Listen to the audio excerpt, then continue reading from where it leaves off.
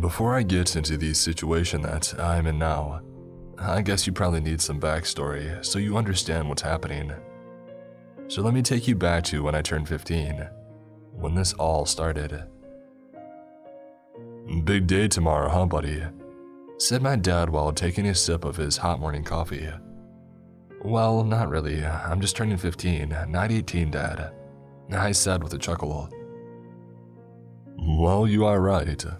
But don't forget about it," said Dad, this time giving me a cold glare. This was unusual of him since he is usually a very warm person. "Right," I said, my smile now fading. Now you probably think, what does it mean? Well, this has been going on for more generations than my dad could count. When a male in this family turns 15, they are given a list of rules that they need to follow until they turn 20. Why at 15 and only till 20? I don't know, but it is definitely weird. Also, I don't know what happens if you break one of the rules, since nobody from my bloodline did before. But soon enough, I'll find out since, well, today I broke one of the rules, after 3 years of following them. I broke one, and after I broke it, strange stuff began to happen.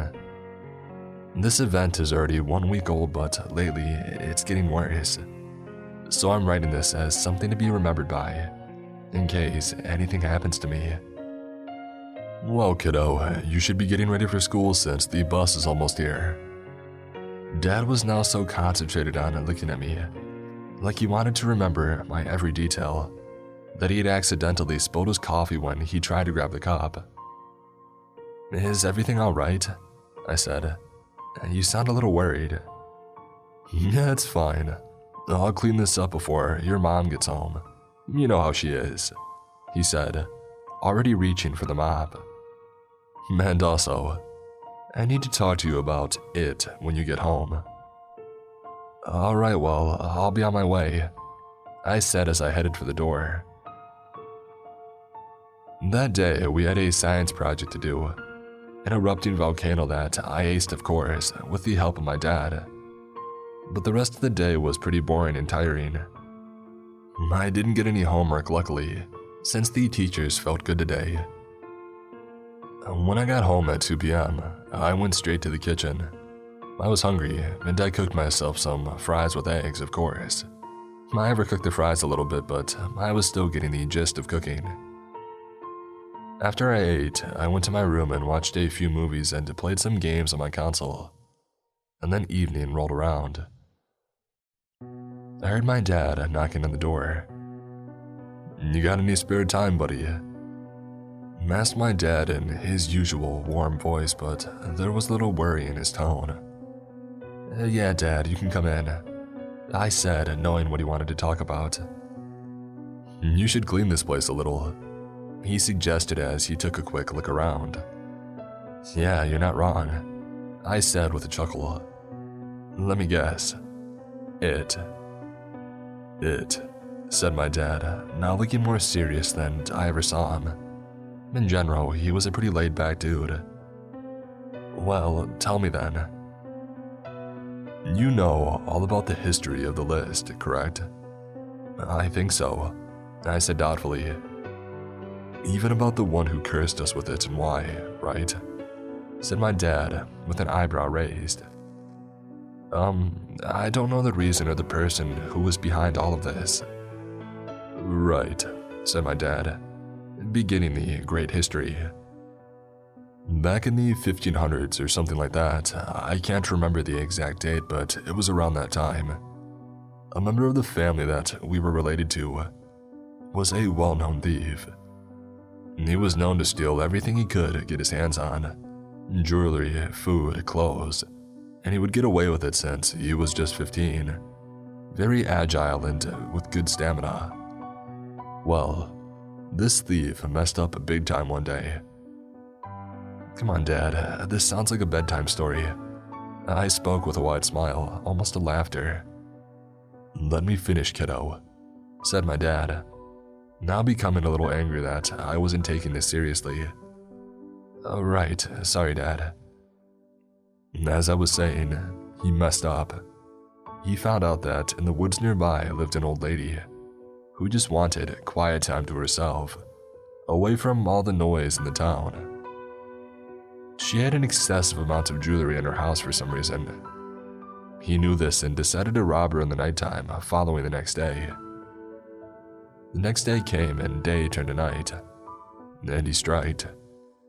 In a hurry, he took everything that he could carry: gold and iron rings with small diamonds on top, gold bracelets and necklaces and everything, and ran away undetected. Or so he thought. The next day came around and he went through town proudly, telling his buddies what he had done on the previous night. His buddies froze as they heard everything. "Dude, you messed up." "Yeah, man, you're dead." "What are you guys talking about? It's just an old lady. What can she possibly do, walk after me?" said the thief, laughing hysterically. "That lady, you imbecile, is a witch, and what you stole was a private collection, some of them crafted by herself." "That old lady, a witch? You guys gotta be kidding me. That grandma can barely walk. There's no way she's a witch." "Sleep with one eye open, friend. Sleep with one eye open," said one of his buddies, starting to walk away with the others. "Yeah, right, whatever." And he went on his way to sell these stolen goods to a guy that he knew. "Dad, how do you know the exact dialogue if it happened hundreds of years ago?" I asked him, still convinced that he was just trying to scare me. "Well, it has been passed down from generation to generation and finally to us. There's no way that I wouldn't know it since so many members of this family said the same thing. Now may I?" "Yeah, sorry, sure, go on." I was now skeptical about this being fake or not. When he reached his so-called contact, he also asked him from where he got all this gold and jewelry, since it was the 1500s and it was extremely rare to even get a ring.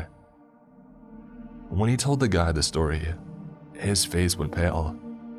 He immediately told him to get out of his shop and to never come back.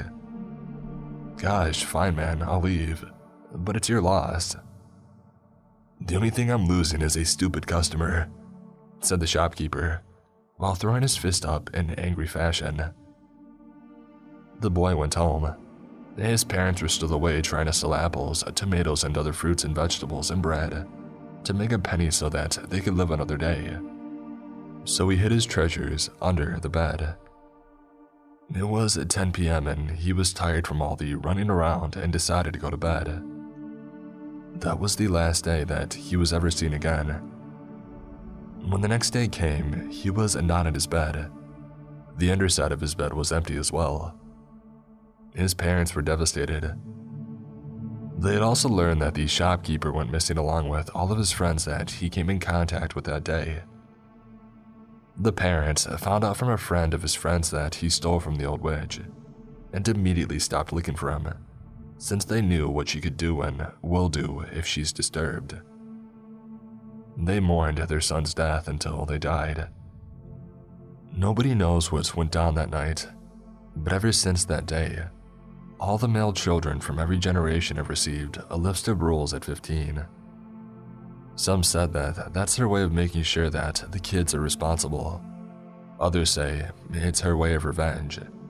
Nobody knows. But why do only male children get the rules? I asked my dad, hoping that he didn't have an answer. But the way that he looked at me told me that he had one. Well, because boys are known to be more of a rule breaker than girls. Plus, the kid that stole from her was male, so it makes sense, he said to me, hoping that I understood. And I did.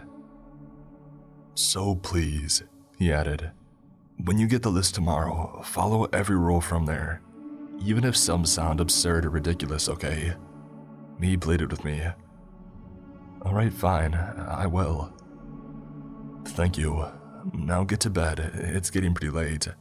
Your mom and I have a big surprise prepared for you," said my dad while he kissed my forehead. Alright, thanks for telling me the history of the list. And good night, Dad.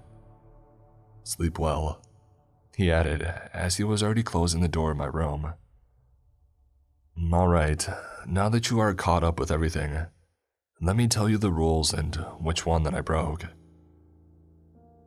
When I woke up the morning after that day, on my nightstand there was a yellow sheet of paper. The paper seemed old and dated, like it was from a book written hundreds of years ago. The edges of the paper had a wave-like model. The writing was red, and upon closer inspection, it seemed like dried blood. I decided to read it after I would eat breakfast, thinking better with my stomach full. When I went to the kitchen, my parents were already awaiting for me with freshly made pancakes, my favorite. As I sat down, my mother brought me my glass of milk and my dad spoke up. Did the rules appear? Appear, I said confused. Don't you guys write them? My parents looked at each other for a second and turned back to me. My mother continued. I'm afraid not, honey. The list just appears in your room when you turn 15. Well, that's weird. Yeah, said my dad. Did you read them? Not yet. Why? Gosh, put your fork down, said my dad, still as serious as when I had entered the room. Jesus, now I can't even eat, I said annoyed. You can, continued my mom, but on the list of rules, there may be a routine before your breakfast. You have to be kidding me, I said as I threw my hands up. Wait here, I'll grab it for you, and you will read it with us, said my dad, heading for my room. Great, I exclaimed ironically, more to myself. What happens if I don't follow the stupid rules? I asked, more to myself, now becoming frustrated, but my mom heard me. Honey, we don't know, okay? We just want the best for you, and you know that. Yeah, whatever. As I finished saying this, my dad came back. Here, now read it. Okay, God. Rule number 1. Before you leave the house, open all the windows and leave them open until you come home, no matter how cold outside it is or who lives with you. Rule number 2. Throughout the day, you will hear people calling you. Do not turn to the sounds. But if you do, run in a building and stay there for 5 minutes, and then leave and hurry to the place that you want to get to. Rule number 3. At exactly 2 p.m., go on the street and toss a coin to the old man sitting in the corner. He will always be there waiting for you. After you toss him the coin, just turn around and leave. Do not talk to him. Rule number 4. If in the middle of the day the sun shines bright, say, "Oh Lord, thank you for the light." Rule number 5. Make sure that you get home before 8 p.m. When you enter the house, there might be a strange smell. If there is one, go to the bathroom fast and say to the mirror, "You are not welcomed, leave." And after, make sure to close the windows as quickly as you can. If the smell is not present, then just close the windows. Rule number 6. Do not eat anything after 9 p.m., and you are only allowed to drink tap water from that hour until 7 a.m. Rule number 7. If you wake up at any time during the night, and in the corner of your room there is a shadow darker than the night, close your eyes tight and don't move. It knows if you watch him. Stay like this until you feel the presence left, and then go back to sleep. Rule number 8. When you wake up in the morning, make sure that there is nothing out of place in your room. And if there is, make sure that you fix it before you do anything else. Is that it? Asked my dad. Yes, this is all there is. Strange. Usually members of this family get 10 rules each. Well, maybe, I don't know. The curse is fading. Yeah, maybe, said my dad. Now go to your room and look if anything is out of place. Oh, yeah, right. I'll be back. I went to my room to check for anything strange. I checked in detail, but there was nothing disturbed, so I returned to the kitchen. "Anything out of place, honey?" asked my mom, sounding a little worried. "Nope, everything's fine," I said, satisfied that I could finally eat my breakfast. After I ate my breakfast, my parents called me in the living room. "As we said, buddy, your mom and I got you a gift," said my dad, motioning for me to follow them. As I came closer to the gift, I saw it was a pretty big box. I grabbed it and shook it to see if anything moved and to see if it was heavy. The box wasn't that heavy, but it definitely had something big in it. "Well, are you gonna open it or just keep shaking until you make it a milkshake?" said my dad with a chuckle. I opened the box and what I saw inside brightened up my whole day, forgetting a second about the rules. Inside the box was the console that I'd wanted since I was 10, a new Xbox, along with some games for it. I put the box to the ground and went to hug my parents tightly and thank them deeply. "Now don't get ahead of yourself. You can play it until after your homework and learning is done, and only until 10 p.m. "That's no problem for me," I said, still very happy. "Now, honey," added my mom, "you should be heading to school so you won't be late." "Yeah, I should," I continued as I went to grab my backpack. "Man, buddy," yelled Dad for me, "grab the list too so you make sure that you don't break the rules." "Got it, Dad, thanks." Since that day up until now, I had followed the rules like they were the Bible, each day making sure that I didn't break one. Well, that changed a week ago when I finally decided to buy a house and move out. I had been saving money since I was 16, working jobs where I could. The house was pretty far away from my parents, but it was close to the university that I got accepted in. So I said my final goodbyes, got in my car and drove to my new house. It wasn't long before I broke a rule after I got everything bought, bed, utensils, and the rest of the furniture. Of course, I didn't forget to buy a nice mirror for the bathroom in case the smell comes around.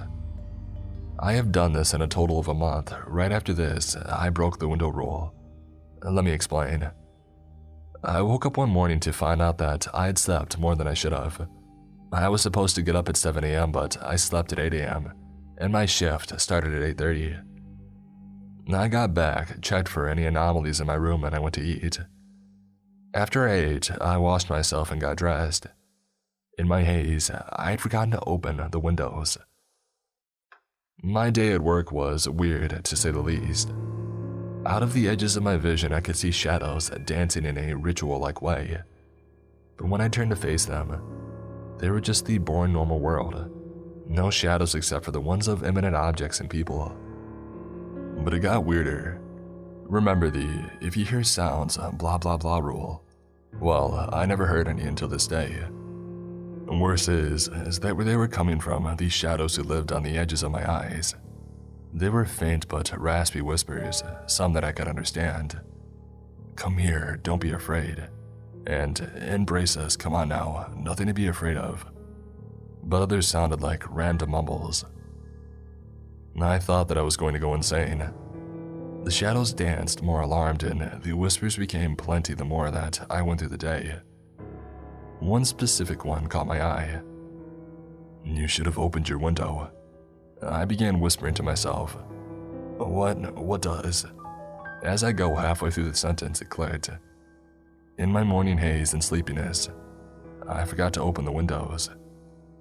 I needed to get home.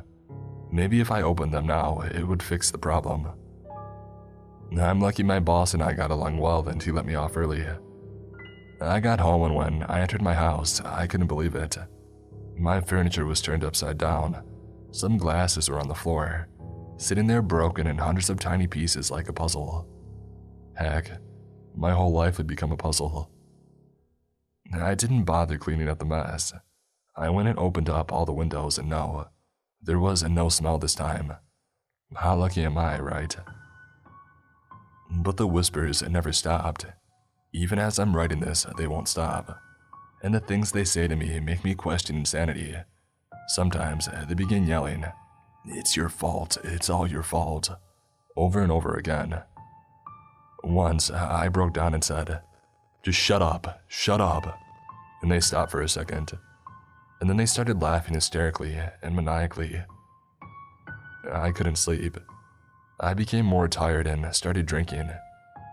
This all began last week, as I said above. I picked the drinking up a few days ago, but they are still going. Please, if someone knows what's going on, please help me. Please.